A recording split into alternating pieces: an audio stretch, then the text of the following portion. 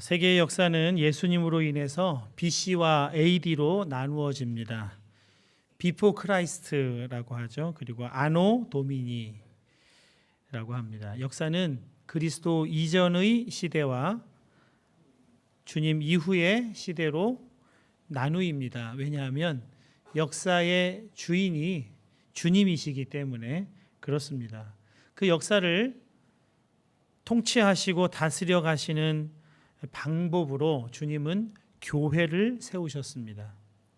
교회와 세상도 예수님으로 인해 나누어집니다. 예수님을 영접한 사람을 교회라고 하고 예수님을 거부한 사람을 세상이라고 합니다. 요한복음 1장 11절과 12절에 자기 땅에 오매 자기 백성이 영접하지 아니하였으니 예수님 영접하지 않은 이들을 세상이라고 부릅니다. 영접하는 자 곧 그 이름을 믿는 자들에게는 하나님의 자녀가 되는 권세를 주셨으니 이 권세를 받은 자녀들이 교회라고 불리웁니다. 교회는 참 중요합니다. 예수님이 세상에 하나님의 나라를 이루기 위해 세우신 너무나 중요한 곳이 교회입니다. 목사라서 이렇게 말씀드리는 것이 아닙니다. 우리 한마음교회 등록을 하게 되면 한마음 가족으로 4주간 교육을 받게 되는데 제가 교육을 준비하면서 제 자신이 깨닫게 된 것 하나가 있습니다.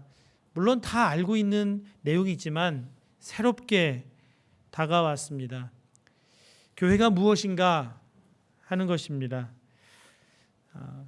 교회를 건물이라고 생각을 많이 합니다. 우리 피아첸자나 파르마에서 교회 오는 청년들은 교회 가자 그러면서 여기 비아 루이지 도떼지오 퀸디치 이곳을 생각을 할 겁니다. 크게 틀리지는 않습니다. 이 건물에서 우리들이 모이니까 여기가 교회다 이렇게 생각을 하지만 교회는 사람입니다. 빌립을 예수님이 먼저 다가가서 만나셨습니다. 구원은 항상 이런 식입니다. 하나님이 먼저 다가가셔서 그 사람을 부르십니다. 그래서 교회는 하나님이 부르셔서 예수 그리스도를 구주로 영접한 사람들이 모이는 모임, 사람들의 모임이 교회입니다. 그런데 이 교회가 너무나 중요한 이유가 있습니다. 고린도전서 12장 27절에 너희는 그리스도의 몸이요 지체의 각 부분이라 그렇게 말씀하셨습니다. 여러분 한 분 한 분이 교회라는 말입니다. 예수 그리스도의 몸이라는 말씀을 하고 있습니다. 그런데 우리가 이 몸을 이루는 각 지체로서 몸에서 떨어져 나가면 그 몸을 이룰 수가 없잖아요. 몸이라고 부를 수가 없습니다. 팔이 떨어져 나갔는데 떨어져 간 팔을 내 몸이라고 할 수가 없습니다. 예수님이 또 말씀하셨죠. 나는 포도나무요 너희는 가지라. 그가 내 안에 내가 그 안에 거하면 사람이 열매를 많이 맺나니 나를 떠나서 너희가 아무것도 할 수 없음이라.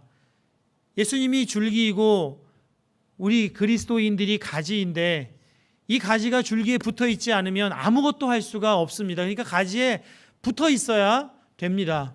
그런데 우리가 그리스도의 몸이래요.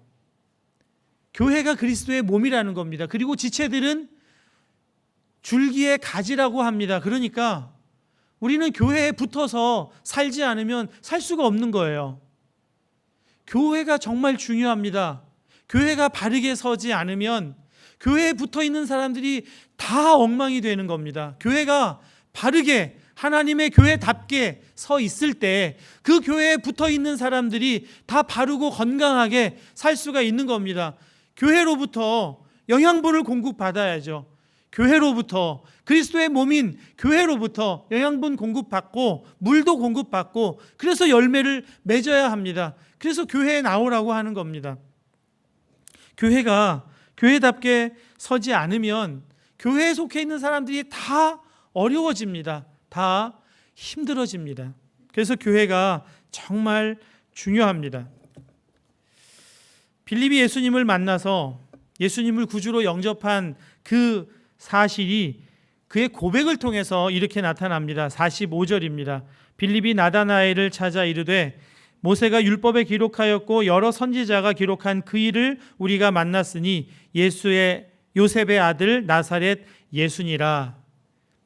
예수님을 만나고 이분이 누구인지를 알게 되자 그는 예수님을 전해야 했습니다. 누구나 예수님을 만난 사람들은 다 이렇게 되죠.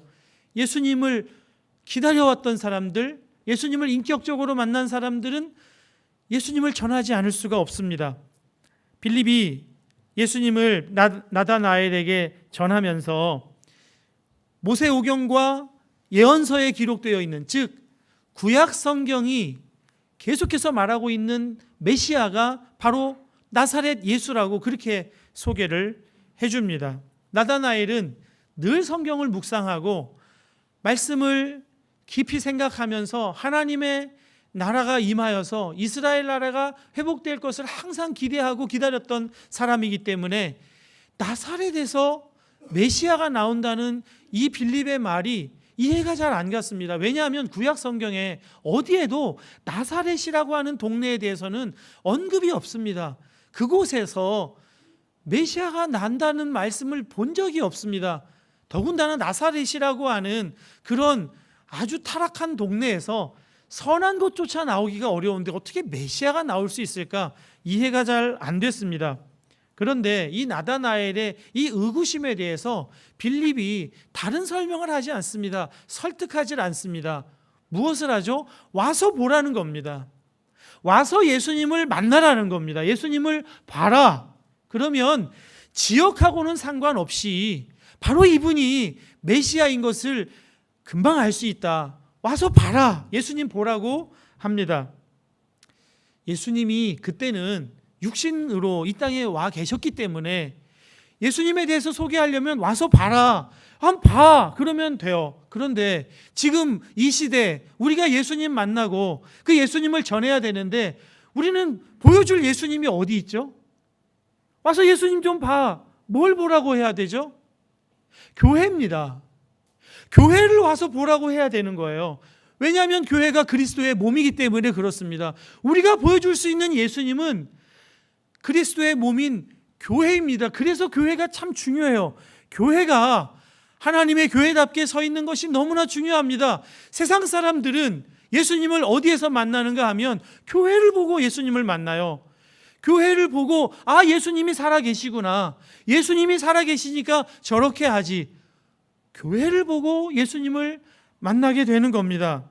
그런데 안타깝게도 우리 자신도 세상도 우리를 예수님의 몸이라고 잘 여기지를 않아요.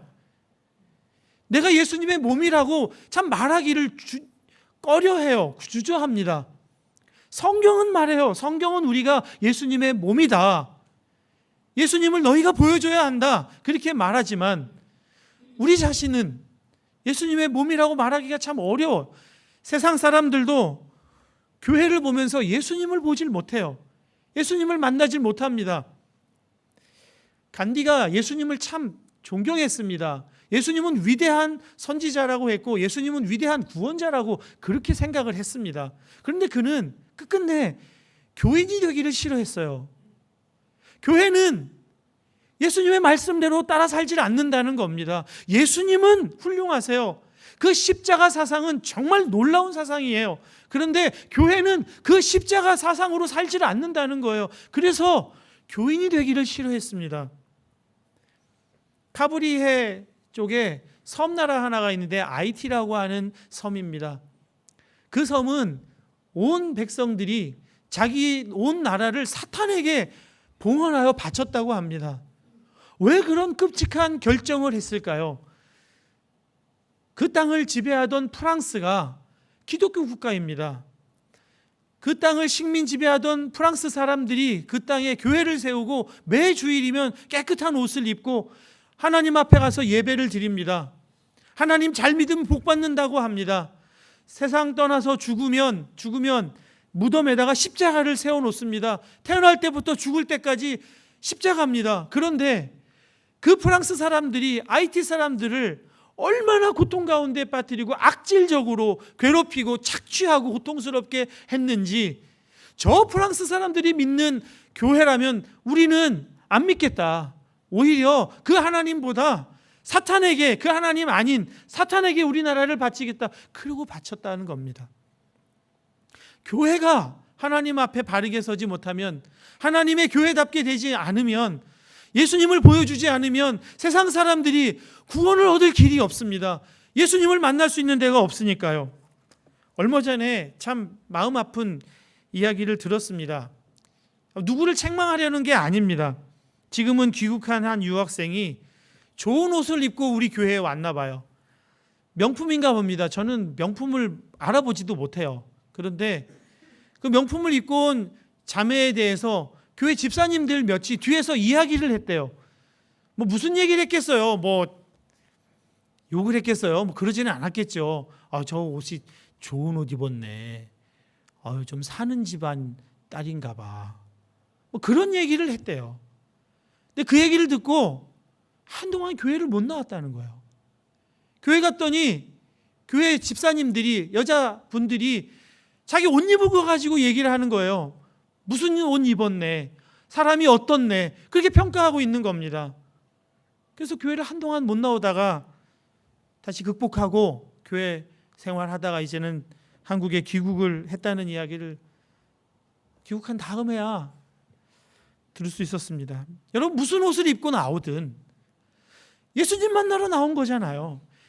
예수님 경험하러 나온 거예요. 그런데 그 예수님 만나러 나온 사람에게 이런저런 말을 해서 그 사람이 이 교회는 왜 이래? 이렇게 생각해요. 내가 교회라는 생각이 없고 의식이 없으니까 내가 한마디 말하는 게, 평가하는 게 그냥 뭐 그럴 수 있지 이렇게 생각하지만, 그걸 듣는 사람은 교회가 왜 이래? 이렇게 얘기한다고요. 여러분, 하나님 믿고 교회 오는 겁니다. 하나님 바라보고 교회 오는 거 맞아요. 그런데 아직 하나님 만나지 않은 사람은 누굴 봐야 합니까? 교회 여러분을 봐야죠. 여러분을 보고 정말 하나님이 살아계시는구나, 이렇게 경험해야 되지 않겠습니까? 교회가 그리스도의 몸으로 예수님을 보여준다는 것은 무엇을 뜻합니까? 말씀으로 가득한 교회이어야 합니다. 말씀을 사랑하고 말씀 읽기를 좋아하고 말씀 묵상하기에 정말 힘을 쓰고 전력 투구하는 교회가 예수님의 몸으로 세상에 증거할 수가 있습니다. 왜냐하면 예수님이 말씀이시니까요. 요한복음 1장 1절 말씀에 그렇게 말씀이 기록되어 있죠. 태초에 말씀이 계시니라. 이 말씀은 하나님과 함께 계셨으니 이 말씀은 곧 하나님이시니라. 말씀이 육신이 되어 우리 가운데 거하매, 말씀이 육신이 되어 우리 가운데 거하신 분이 예수님이세요. 그 예수님을 보여주려면 말씀으로 우리가 가득 채워져야죠. 말씀으로 충만해야죠. 말씀 읽는 것으로, 말씀을 좋아하는 것으로, 말씀 묵상하는 것으로 우리가 가득히 채워주지 않을 때 어떻게 우리 속에서 말씀이 나오고 말씀을 사는 삶이 우리 속에 나올 수가 있겠습니까? 이현주 목사님이란 분이 동화작가로 유명한 분입니다. 이분이 동화작가가 되게 된 사연이 있어요. 몸이 너무 아파가지고 신학 공부를 하다가 고향에 내려가서 몸을 요양을 할 때였습니다. 몸이 너무 아프니까 골치 아픈 신학 서적은 읽기가 힘들고 그저 소일거리 삼아서 동화책을 읽기 시작을 했대요. 집에 있는 동화책을 읽으니까 그게 그렇게 마음의 위로도 되고 따뜻하게 해주고 또 좋아서 동화책을 열심히 읽었다는 겁니다. 집에 있는 동화책 다 읽고 그 마을 도서관에 있는 동화책 다 빌려서 읽고 한동안 완전히 동화책에 푹 빠져서 살았습니다. 근데 어느 날 깊이 잠들고 일어나는 순간 나도 동화책을 쓸 수 있겠다는 생각이 들더래요. 그래가지고 동화책을 썼습니다. 이것을 조선일보 신춘문예에 보냈는데 당선이 돼가지고 그때부터 동화 작가로 살았다는 겁니다. 동화책만 열심히 읽어도, 동화책에 푹 빠져 살아도 그 동화책을 쓸 수 있는 사람이 돼요. 우리가 하나님의 아들이신 예수님, 말씀이신 예수님을 세상에 보여주는 그런 공동체, 보여주는 사람으로 서기 위해서 말씀으로 우리 자신을 채우는 일은 두말할 필요도 없습니다. 말씀으로 채워야 그리스도인으로서 세상의 빛으로, 세상에 예수님을 전하는 사람으로 설 수가 있는 겁니다. 말씀이 육신이 되어 우리 가운데 거하시는데, 그 말씀을 우리에게 채울 때 우리 마음에 가득한 것을 입술로 내는 그런 역사가 있는 겁니다. 이거 원래 예수님은 부정적인 의미로 이 말씀을 사용하셨어요. 마음속에 여러 가지 어두움, 음란함, 시기, 질투 이런 것들이 있으니까 입으로 그런 얘기를 한다고 하셨습니다. 그런데 이것을 뒤집어서 우리에게 적용을 하면, 말씀을 우리의 영혼에 채우고 우리의 마음에 채우면 우리의 입에서 말씀이 나가는 겁니다. 우리의 삶에서 그 말씀이 나가요. 우리 한마음 공동체는 모여서 여러 가지 이야기하면 좋죠. 만나면 반갑잖아요. 만나면 서로 위로가 됩니다. 이 이태리 땅에서 한인들 서로 만나서 반갑게 이야기 나누고 반갑게 친교하는 거 필요합니다. 그런데 말씀으로 채워져 있지 않으면요, 그 교회는 교회답게 될 수가 없어요. 만나서 말씀으로 유머도 할 수 있는, 여러분, 그런 우리 한마음 공동체로 세워지실 수 있기를 축복합니다. 여러분, 말씀에 사로잡혀야 합니다. 말씀에 사로잡히지 않으면 말씀을 증언하는 말씀의 공동체로 설 수가 없습니다. 손양원 목사님, 우리가 참 존경하고 따르는 귀한 목사님입니다. 지금 한국교회가 굉장히 어려운 형편에 있습니다. 예수님을 보여주는 그런 교회가 없다고 그렇게 많이 어려워하고 힘들어하는 그런 때에도 손양원 목사님 한 분만큼은 정말 한국 교회가 자랑스러워할 만한 그런 순교자이십니다. 두 아들이 공산주의자 청년에게 총살을 당합니다. 그런데 그 두 아들을 살해한 그 공산주의자 청년을 자기 아들로 삼기로 결정을 합니다. 그 결정을 듣고 딸인 손동희 권사님이, 그때 아주 어린 딸이었습니다. 중학생이었습니다. 아버지의 그 결정을 듣고 이해할 수가 없는 거예요. 두 오빠를 너무나 사랑했습니다. 두 오빠가 여순 반란 사건에서 공산주의자에게 처형을 당할 그 현장에 거기 있었습니다. 오빠를 너무나 좋아하고 사랑했어요. 그 오빠들이 공산주의자에게 처형을 당하는 모습을 제일 먼저 목격했어요. 근데 내가 어떻게 우리 오빠들을 죽인 그 아들을, 그 사람을 오빠라고 부를 수 있느냐고. 아버지, 예수님을 믿어도 왜 꼭 그렇게 유별나게 믿어야 하느냐고. 그건 가능하지 않다고. 저는 오빠라고 부를 수가 없다고. 그렇게 막 통곡을 하면서 아버지를 말렸다고 합니다. 그때 손양원 목사님이 아들을 설득하면서 말씀을 하시더래요. 내가 감옥에 들어간 이유가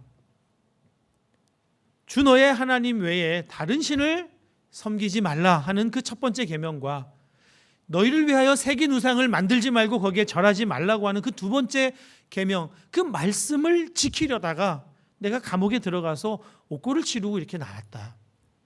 그런데 우상을 숭배하지 말라, 다른 신을 두지 말라고 하신 그 하나님이 동일하게 내 원수를 사랑하라 말씀하셨다. 그 계명을 지키는 나는 원수를 사랑하라는 이 말씀도 지켜야 한다. 내 오빠를 죽인 저 청년을 그냥 내버려 두면 그냥 지옥에 간다. 그냥 지옥에 가도록 내버려 둘 수가 없단다. 그러면서 그 아들을 양자로 삼았어요. 말씀을 사는 거예요. 말씀으로 쉬웠겠습니까? 쉽지 않죠. 그러나 그 말씀이 하나님의 말씀이고 구약의 십계명을 지키는 것처럼 예수님께서 원수를 사랑하라는 그 말씀도 나에게 주신 말씀이므로 나도 그 말씀을 지켜야 한다고 할 때 정말 구원의 역사가 일어납니다. 그 손양원 목사님 다큐멘터리 그 사람, 그 사랑, 그 세상 다큐멘터리를 봤는데요. 그 양아들 삼았던 그 아들의 아들이 목사가 되어서 그 다큐멘터리에 출연합니다. 그 아버지가, 손양원 목사님의 양아들이었던 그 아버지가 세상을 떠나면서 너는 신학교에 가라. 그리고 목사가 되라. 그렇게 유언을 하셨대요. 그래서 그 양아들의 아들이 양화진에 가서 양화진이 아니죠. 저 밑에 애양원에 가서 정말 하나님 앞에 바른 목사로 서게 되기를 간절히 원한다면서 그곳에서 촬영을 하는 것을 보았습니다. 말씀을 읽고 묵상하고 그 말씀으로 사는 것, 살아내는 것, 그것이 곧 그리스도의 몸인 우리가, 교회가 세상에 예수님을 보여주는 방법인 겁니다. 예수님을 보여주는 교회, 그 교회를 향해서 예수님은 너희는 더 큰 일을 보리라 그렇게 말씀하십니다. 나다나엘이 예수님께 하나님의 아들이시요 하나님의 왕이십니다 그렇게 고백을 합니다. 그러자 예수님이 이보다 더 큰 일을 너희가 보리라 그렇게 말씀하시면서 51절에 이렇게 말씀하십니다. 내가 진실로 진실로 너희에게 이르노니 하늘이 열리고 하나님의 사자들이 인자 위에 오르락 내리락 하는 것을 보리라 그랬습니다. 더 큰 일을 보리라 하시면서 하늘이 열리고 하나님의 사자들이 인자 위에 오르락 내리락 하는 것을 너희들이 보리라. 이것은 나다나엘 개인에게 하시는 말씀이 아닙니다. 나다나엘과 함께 예수님을 주님으로 영접한 사람들, 곧 교회를 향해서 하시는 말씀입니다. 예수님을 영접한 사람은 하늘이 열리는 놀라운 일을 경험하면서 살아가게 된다. 그것을 말씀하고 있습니다. 야곱이 하늘이 열리는 그런 놀라운 경험을 했습니다. 야곱은 어머니의 말씀을 들으면서 성장했습니다. 쌍둥이 아들이었습니다. 에서와 야곱.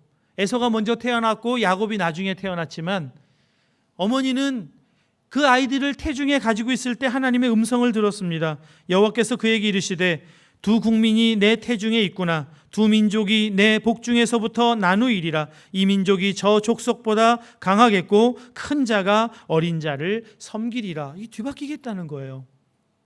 에서가 먼저 태어났지만 야곱이 장자가 될 거라고 어머니가 하나님의 음성을 들었습니다. 그리고 아들에게 늘 얘기를 해줬어요. 네가 장자가 될 거야. 하나님의 약속이에요. 그러면 하나님이 약속하면 그 약속이 이루어지기를 기다려야죠. 그리고 내가 나에게 주어진 일에 충실하면 됩니다. 그런데 야곱은 욕심을 냈어요. 자기가 그 하나님의 뜻을 이룰 수 있다고 생각을 했습니다. 그래서 형에게 팥죽으로 장자권을 살려고 했고 눈먼 아버지와 형을 속여서 축복을 갈취했습니다. 그것으로 자기가 장자권을 얻을 수 있다고 생각을 했어요. 하나님의 약속을 내가 이룰 수 있다고 생각을 했습니다. 그러나 그것으로 그는 광야로 쫓겨나갑니다. 삼촌 라반의 집으로 가야만 하는 그런 어려움을 겪게 됩니다. 삼촌 라반의 길에 가는 길에서 빈들에서 그가 꿈에 놀라운 광경을 봅니다. 창세기 28장 13절입니다. 꿈에 본즉 사닥다리가 땅 위에 서 있는데 그 꼭대기가 하늘에 닿았고 또 본즉 하나님의 사자들이 그 위에서 오르락 내리락 하고 하는 것을 보았습니다. 그때까지 야곱은 자기가 혼자라고 생각했습니다. 하나님의 약속은 있었지만 하나님의 약속을 자기가 스스로 이루려고 할 때는 그는 혼자였습니다. 왜요? 하나님이 그를 위해 아무것도 하실 수가 없어요. 자기가 다 나서서 하고 있으니까. 하나님이 그를 통해 하실 수 있도록 해드리질 않아요. 내가 해내려고 해요. 교만했습니다. 그때 그는 혼자인 줄 알았습니다. 그러나 그 광야로 쫓겨나가서 더 이상 나로서는 안 된다는 것을 처절하게 깨닫고 난 뒤에 꿈에 하늘이 열리고 하나님의 사자가 사닥다리에 오르락내리락 하는 것을 보고 나서 하나님의 음성을 듣습니다. 내가 너와 함께 있어 내가 어디로 가든지 너를 지키며 너를 이끌어 이 땅에서 돌아오게 할지라. 내가 내게 허락한 것을 다 이루기까지 너를 떠나지 아니하리라. 지금까지 하나님이 야곱과 함께 해 오셨다는 것을 야곱이 깨달았어요. 눈이 열려서 보았습니다. 그는 혼자가 아니었어요. 그 광야의 땅에서 꿈에 이곳이 하나님이 거하시는 곳이로구나. 하나님은 아버지가 있는 그 자기 아버지 족속의 땅, 그 땅에 있는 줄 알았어요. 광야에는 무서운 악마가 있는 줄 알았어요. 그러나 그 광야에도 하나님이 함께 하신다는 것을 눈을 열어서 보았습니다. 어떻게 봤어요? 교만이 꺾어지고 겸손해졌을 때 하나님이 임재하시는 것을 보고 하나님이 동행하시고 하나님이 함께 하시는 것을 보았습니다. 예수님이 이 부분을 다시 신약 성경에서 말씀해 주셨습니다. 마태복음 18장 18절에서 20절 말씀입니다. 진실로 너희에게 이르노니 무엇이든지 너희가 땅에서 매면 하늘에서도 매일 것이요 무엇이든지 땅에서 풀면 하늘에서도 풀리리라. 진실로 다시 너희에게 이르노니 너희 중에 두 사람이 땅에서 합심하여 무엇이든지 구하면 하늘에 계신 내 아버지께서 그들을 위하여 이루게 하시리라. 기도하면 하늘에 계신 아버지께서 이루게 하신다는 겁니다. 하늘이 열리고 하나님이 그곳에 임재하시고 그를 위해 하나님께서 역사하시겠다고 하는 약속의 말씀을 하고 있습니다. 기도하면 그렇게 된다는 겁니다. 언제 기도하죠? 겸손할 때 기도하는 거예요. 교만한 사람은 기도 안 합니다. 내가 무엇라도 할 수 있다고 생각하는 사람은 기도 안 해요. 겸손한 사람이 기도합니다. 예수님도 말씀하셨죠? 나는 마음이 온유하고 겸손하니 나의 멍에를 메고 내게 배우라 그러셨습니다. 예수님 정말 겸손하셨어요. 여러분, 예수님처럼 정말 기도 많이 하신 분이 없어요. 예수님 새벽마다 기도하셨습니다. 새벽 오히려 아직 어두울 때에 예수님 한적한 곳에 나가서서 기도하셨어요. 예수님 사역하기 전에 40일 동안 금식하면서 기도하셨습니다. 사역하시는 중간에 병 고쳐달라고 사람들이 막 몰려오는데 그 사람들 세워놓고 잠깐 한적한 곳에 가서 기도하셨어요. 왜 그렇게 기도하셔야 하셨을까요? 예수님도 육신이 있기 때문에 계속해서 사단의 유혹을 받는 거예요. 명예로워져라, 네가 해라, 네가 높아져라. 그 유혹을 계속 받는 겁니다. 하나님이 하시도록 해야 돼요. 예수님도 성령 충만 받으셔야 해요. 그래서 잠깐 병자들이 와서 고쳐달라고 하는데도 세워놓고 나가서 기도하고 오셨어요. 저녁마다 무리들을 다 흩어러 보낸 다음에 저녁 기도하셨습니다. 저물 때에 예수님이 한적한 곳에 가서 기도하셨습니다. 예수님이 저녁에 기도하셨다는 것은 항상 하셨습니다. 겟세마네 동산에서 예수님 마지막으로 피땀 흘려 기도하실 때, 그때 예수님 기도하시던 그 이야기를 첫 문장에 이렇게 다루고 있습니다. 예수께서 습관을 쫓아 겟세마네로 가셨다는 겁니다. 저녁마다 예수님 기도하셨다는 거예요. 예수님 제자들 세우실 때는 밤 새워서 기도하셨습니다. 제자들 12명을 세우실 때 밤이 맞도록 기도하시고 제자들을 세우셨습니다. 나는 마음이 온유하고 겸손하니 나의 멍에를 메고 내게 배우라. 무엇을 배우라는 거예요? 기도하는 거 배우라는 겁니다. 기도하지 않으면 안 된다는 겁니다. 기도하는 사람에게 하늘이 열린다는 겁니다. 기도하면, 겸손하여 기도하면 하늘이 열리고 하나님이 이 땅에 임하셔서 나를 통하여 놀라운 역사를 이루는 것을 보게 된다는 겁니다. 기도하라는 거예요. 기도하는 사람은 하늘이 열리는 것을 보게 될 것이다.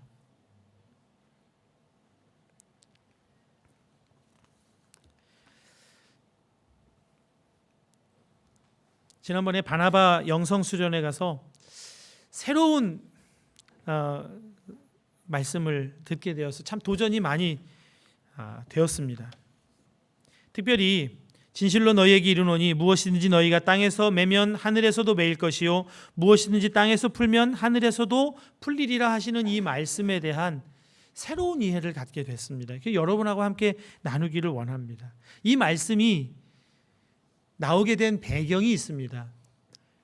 어떤 믿는 사람이 죄를 지었어요. 그러면 한 사람이 가서 죄를 깨닫게 해주라는 거예요.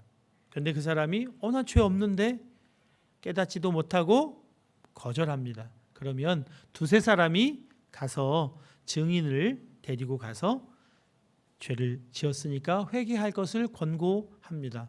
그런데 그 증언도 인정할 수 없다는 거예요. 난 죄가 없다. 그러면 교회 차원에서 위원회를 구성해서 대표가 가서 교회 차원의 권면을 하라고 합니다. 근데 교회의 권면도 거부해 안 받아요. 그러면 그를 이방인과 세리처럼 여기라 그렇게 했습니다. 그래서 오랫동안 교회에서는 이 말씀을 교회에서 출교하라, 치리해서 교회에서 나가게 하라 이렇게 해석을 해왔습니다. 그 해석도 크게 틀리지는 않겠죠. 그런데 그 말씀과 이어서 바로 너희가 땅에서 매면 하늘에서도 매일 것이요 너희가 땅에서 풀면 하늘에서도 풀리리라 그 말씀이 나오는데요.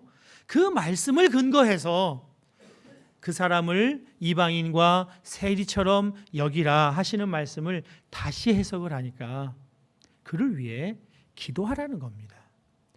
죄인으로 여기라는 겁니다. 죄인이 주님께로 돌아오는 일을 위해서는 반드시 기도가 필요하다는 겁니다. 그 영혼이 악한 사단에게 묶여 있기 때문에 묶고 있는 사단을 기도로 묶어버리라는 겁니다. 그리고 그 영혼이 악한 사단에게 사로잡혀 있는 그 묶여 있는 줄을 이 땅에서 기도로 풀어버리라는 겁니다. 이것이 너희가 땅에서 매면, 악한 영을 땅에서 메어버리면 그도 메어버릴 것이고, 약한 영에게 묶여있는 그 묶인 줄을 땅에서 기도로 풀면 하늘에서도 풀린다는 그런 말씀이에요. 그래서 그 사람이, 그 영혼이 주님께로 돌아오는 놀라운 역사를 보게 된다는 겁니다. 두 사람이 땅에서 합심하여 무엇이든지 구하면 하늘에 계신 내 아버지께서 그들을 위하여 이루게 하시리라. 바로 영혼 구원의 놀라운 일을 이루게 하신다는 겁니다. 죄로부터 자유하게 된다는 겁니다. 악한 질병으로부터 자유하게 된다는 겁니다. 악한 질병에 매여 있는 그리스도인들, 믿음에서 실족해 있는 사람들 심령 가운데 묶여 있는 줄을 기도로 풀어주라는 겁니다. 실습을 하셨어요.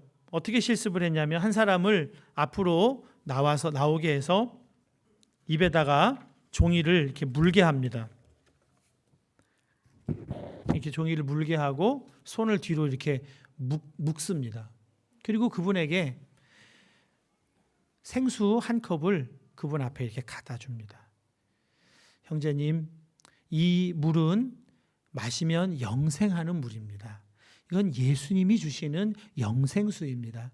이 물을 마시는 자마다 구원함을 받고 천국에 가게 됩니다. 이 물을 드시겠습니까?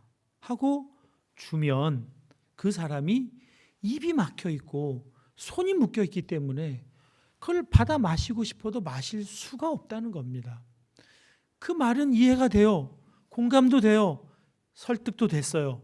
그래서 그 영생수 한 잔을 마시기를 원하지만 손이 묶여 있고 입이 봉해져 있는 상태에서는 아무리 설득력 있는 말로, 아무리 귀한 복음으로 전해줘도 받을 수가 없다는 겁니다. 그래서 기도로 그의 영혼에 묶여 있는 줄을 풀어버리고 그를 묶고 있는 악한 영을 기도로 묶어버릴 때 그 입에서 종이가 떨어져 나가고 묶여있던 팔이 풀리면 손으로 잡아서 스스로 마시게 된다는 겁니다. 영혼 구원의 역사가 이렇게 일어난다는 겁니다. 우리 한마음 공동체는 교회 사명을 가진 공동체입니다.